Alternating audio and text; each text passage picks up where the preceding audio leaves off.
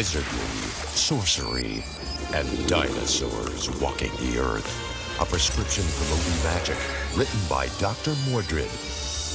Full Moon's latest and greatest release.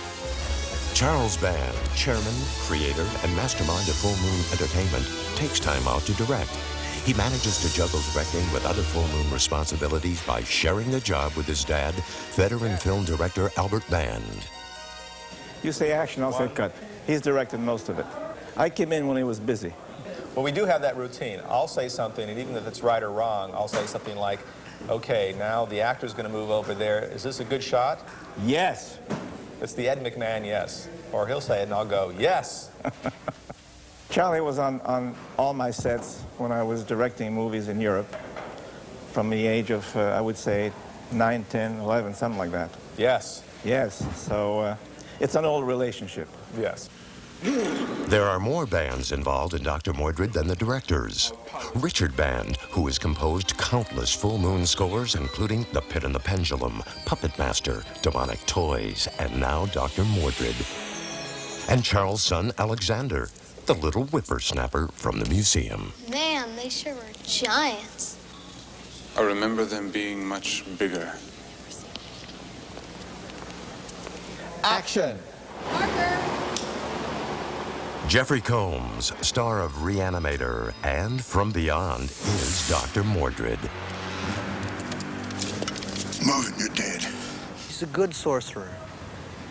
There's such a thing as a bad sorcerer, and as we have in this movie, and a good sorcerer. Hands. Whoa! Whoa! Hands down. Good hands. Good hands. It's make-believe. You know, when you were a kid and you used to put a towel around your neck and run around the backyard and, well, maybe you didn't do it, but I did. And then I wanted to be Zorro, and then I wanted to be Superman. And now I'm Dr. Mordrid. A fool, Anton. If the people of Earth knew what you really were, they would kill you. Brian Thompson plays one of Full Moon's vilest villains, Cabal. Cabal is a several thousand-year-old being who has over the years gained ultimate wisdom as to the use of chemicals and can use these for his own selfish purposes. Definitely despises Dr. Mordrid and anything to do with the word good. In other words, Mordrid would be the student to bring the teacher a shiny apple. No, I had the shiny apple also with the razor blades in it. Same shiny apple, just different contents. As tough and as strong as Brian is, he saves the real-life dangerous stuff, like stunts, for the experts, stuntmen.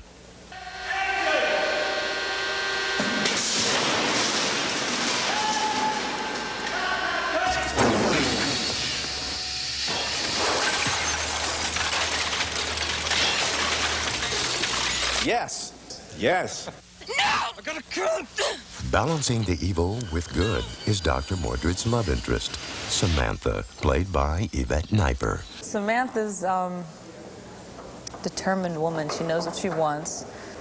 She's pretty smart, too. She knows all about the demonology, which I had no clue about until I sort of read up on it a little bit, but it's so entailed. It's amazing.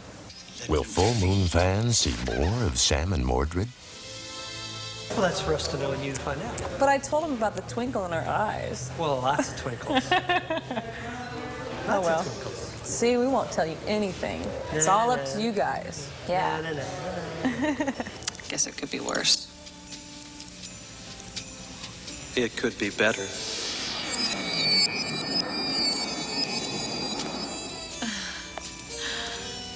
Much better.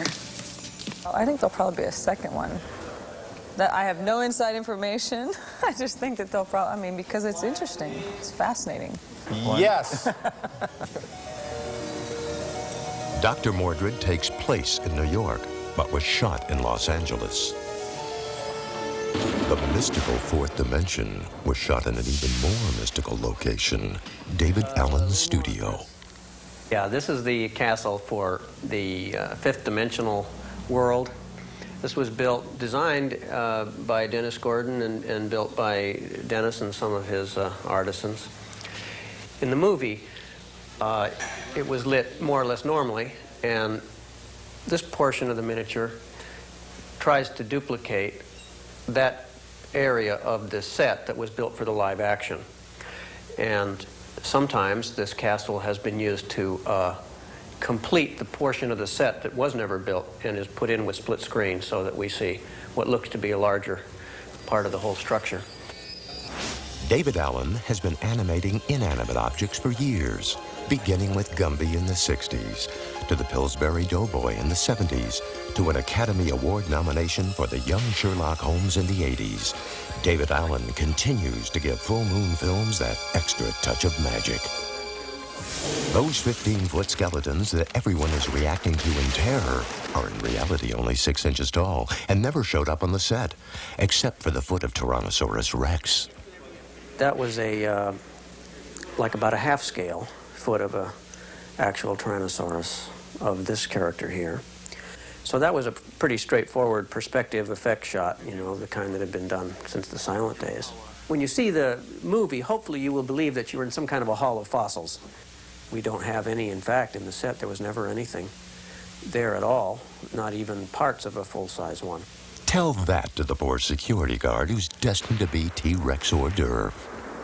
This little man, there's one scene in the movie where the Tyrannosaurus here in the background picks him up. And the tie only, well, it's just a little piece of strip lead, you know, so that it can be animated, be waving around. Shooting a stop-motion animation sequence is extremely time-consuming. The models will be moved 24 positions for 1 second of screen time, and to shoot 1 foot of film in 1 hour is considered a rapid pace. With time at such a high premium, David Allen subjects his subjects to screen tests. The incoming scene is an animation shot that we did a few days ago, and the test was done to try to help determine what camera speed we should use so that the speed of the animation fall and the speed of the large head that comes down and shatters will cut together. Most of the scenes of the dinosaur skeletons are done through model animation. And this scene, however, where it has to fall and shatter, seemed to me to be a little too difficult to animate convincingly. This is the overscale model of the miniature dinosaur that we've been using in all the other scenes. It's made of a special type of plaster so that when the head hits, it'll shatter. That's fine, okay? Right. Yes. We all know that when things get a little crazy, someone always remarks, "There must be a full moon tonight."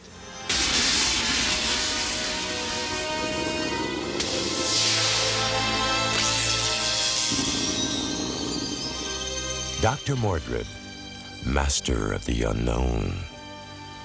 It's fun directing with Sonny Boy, too. Yes, that's great. Very much so. And we hope to do many more. Many more. Yes. Pretty silly, huh?